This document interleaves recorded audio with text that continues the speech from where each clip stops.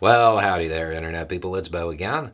So, today we are going to talk about a question I received. We are going to talk about foreign policy and accuracy.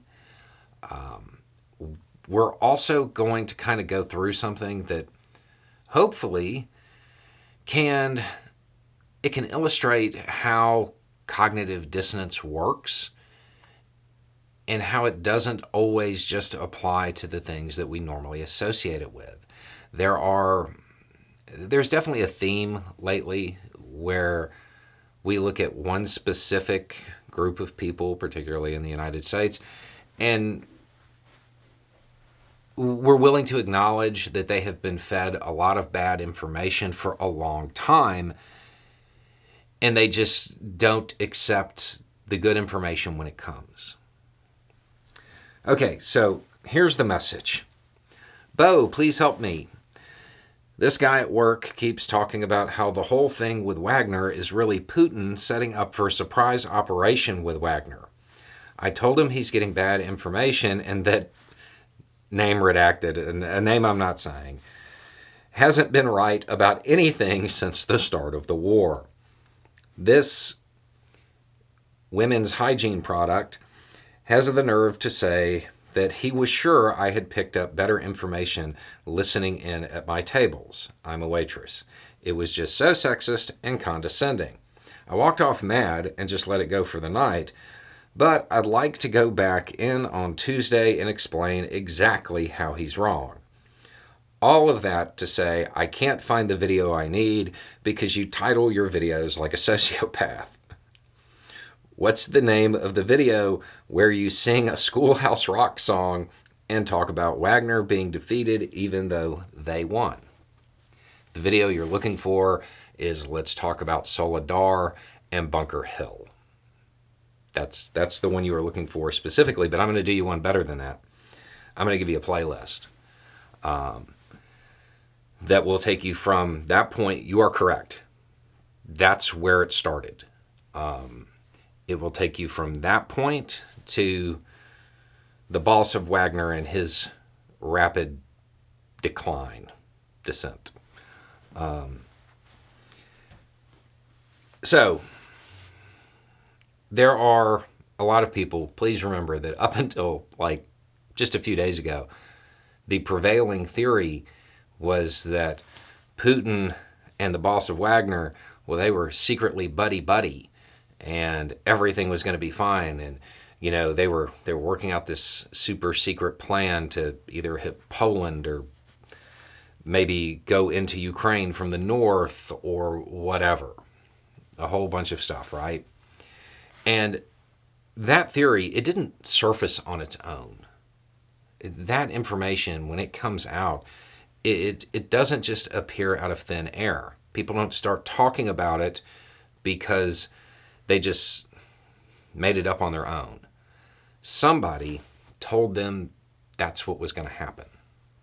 Just like somebody told them that Russia was holding their good troops until the end or whatever. And the thing is, it's the same people. The people who are putting out a lot of this information that is very, Putin is always playing 5D chess and has everything figured out, and everything is a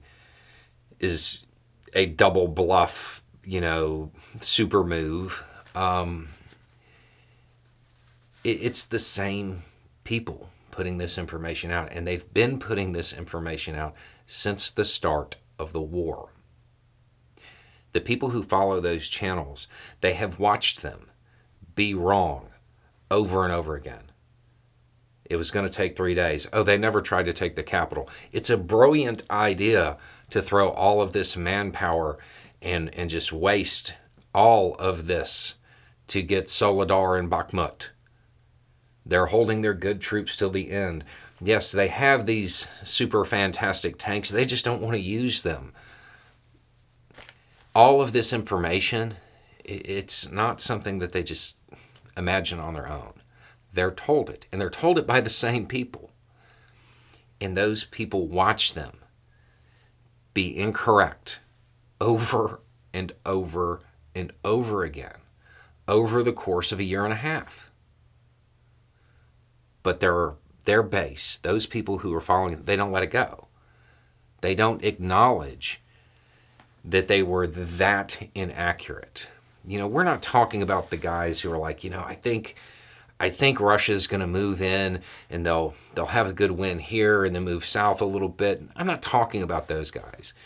When you get to the tactical level and trying to predict that, that's a whole different ball game, and you're allowed to be wrong a whole lot more.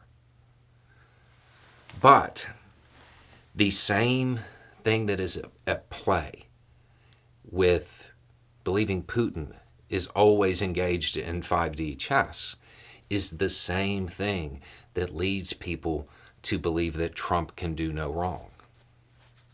It's the same thing. It's great man theory. It's the way we teach history, and it's wrong. We tend to personify history through people.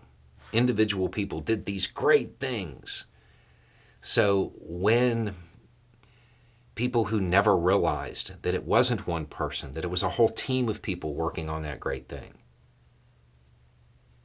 it's when those people start looking at current events, they look for that one great person who is making all of those moves, who is just super smart and has everything figured out. Because that's how they were taught the world works. It's not. It's not how the world works.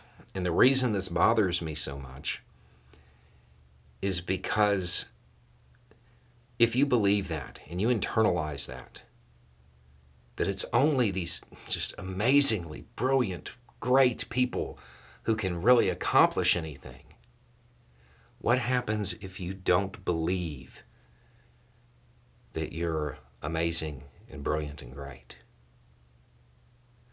You can't do anything, right? Nothing you can do will matter. You can't change anything because you're not as great as Putin or Trump.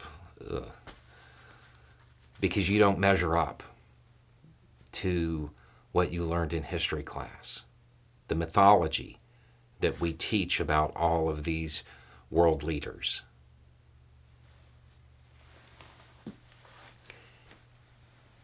It's damaging. It leads people to believe that they can't accomplish things when they can. And that's where it comes from.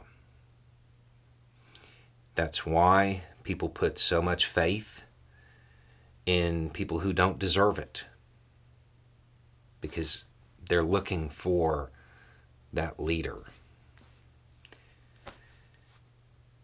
Lead yourself, and you will be much better off. You will be much better off. Most of the people who made great changes in world history, who altered the direction of their country or their demographic or whatever,